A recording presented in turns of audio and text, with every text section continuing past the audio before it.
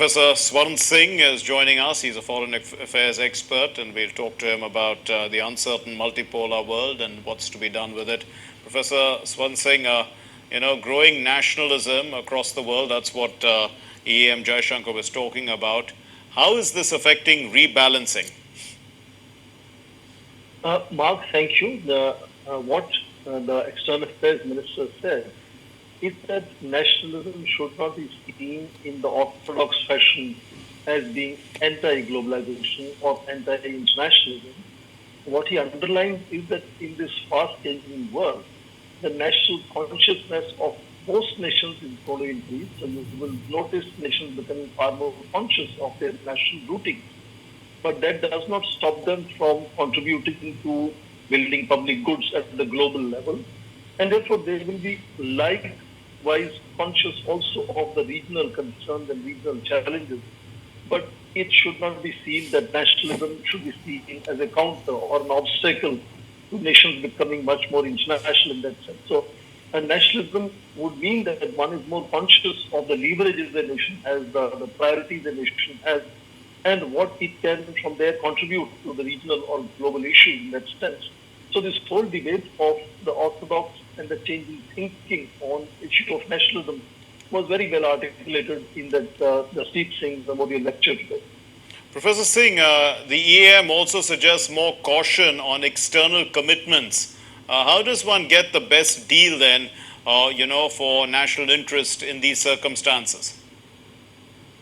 Yes, indeed. When he mentioned that there is definitely an expanding space for middle powers to step out and contribute in, global agenda setting or taking major initiatives, he did also underline that among them, some countries would always be reluctant to take, expansive external responsibilities. Partly so because their focus in the immediate future would be much more on internal issues to ensure welfare, development, and prosperity for their own citizens first. And therefore, there would be a certain amount of reluctance, but that does not mean that countries, particularly these emerging middle powers, will not be willing to contribute in either influencing regional narratives, global narratives, or taking international initiatives, also depending on which sectors they see as more important to them. And therefore, there will be variations as to in what areas, what kind of emerging powers will take greater interest. But it is not to believe that middle powers are suddenly super excited to jump out and take that space and begin to participate in global affairs. There will be very visible certain amount of caution as they step out and take international responsibility. Professor Singh, also, if we look at these alliances, how far are these groups aligned on strategic lines? Are there limitations to defense alliances? Because we are seeing wars in the world today, and no one at the end of the day is willing to fight a war for someone else. I think that's another very interesting issue where in international relations we are looking at the whole transition from 20th century style organizations with membership, constitution, and a headquarters to increasingly now world moving towards what we call groupings or networks. And External Affairs Minister mentioned that in just last 10 years, India has either initiated or begin to participate in as many as 40 new multilateral forums of that nature. And therefore, that brings enormous flexibility in how the group wants to operate. In fact, there is also this whole conversation that the External Affairs Minister has himself also spoken about of the drift of multilateralism to what is now plurilateralism, which is going to be extremely flexible in terms of a larger agenda agreeable to all members, but in specific sectors, different groupings from within the larger membership would become more active and dynamic.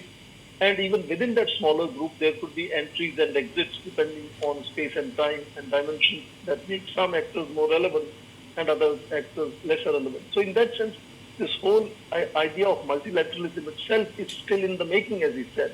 And in that, it seems that alliances which were created in the 20th century are facing challenges of not being able to bring stability and ensure that wars come to an end. And that is the challenge where these new innovations of how multilateralism must be conceived of and built over a period of time is something that is an enormous challenge, and that he underlined in his speech today. Finally, Dr. Singh, to what extent are economic alliances or business ties providing stability to relations between nation states? That again, Mark, External Affairs Minister did mention that military power is no longer the sole focus and the most desirable focus of how uh, groupings or alliances or nations will go out and work.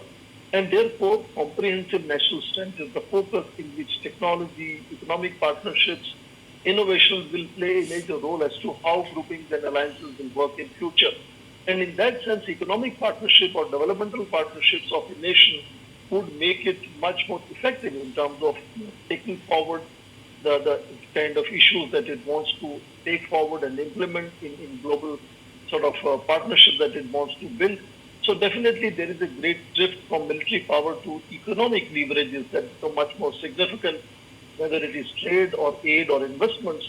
And that also applies to how multilateralism increasingly is also focusing on economic challenges. And institutions of financial governance, for example, have been in the main focus of both seeking reform and giving alternatives. In that sense, India also has played a certain role in transforming financial, economic, global decision making and governance structures and processes. And that was clearly underlined that there's a shift from purely military focused international national power to now increasingly a comprehensive national strength focus in which economic component has become extremely significant in the last couple of decades.